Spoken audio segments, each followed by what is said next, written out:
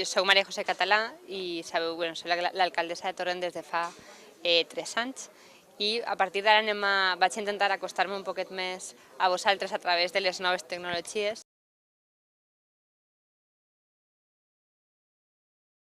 Primer dia, el dia del Major. Hem començat precisament en aquest dia, per tant mos toca i jo crec que està bé parlar de Majors.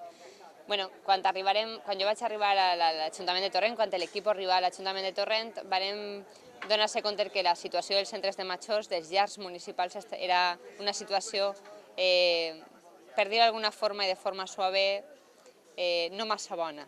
Goteres, males olors, centres en ninguna condició. Per tant, pensàvem que el primer repte era millorar els 3 centres de majors, i així ho hem fet.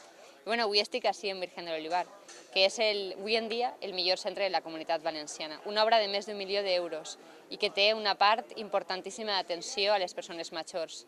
Sales en una casa antiga de tota la vida de Torrent que s'ha rehabilitat i que hem recuperat, perquè també tenim que mirar per el patrimoni del poble. I en una zona nova on tenen tallers i atenció de tot tipus d'especialistes. Això és motiu d'orgull. Però també el del carrer Bellido i el de Sant Enrique. El de Bellido jo trobo que acabarà en novembre i també estan obres i la gent estarà molt contenta quan acabi. I el de Sant Enrique començarà en seguida i també estarà a final d'any.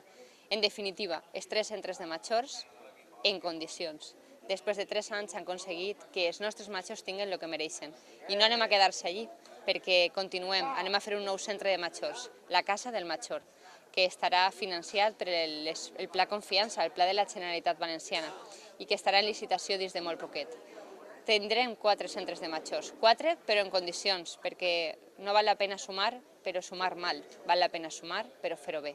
I si tenim centres, els tenim en condicions.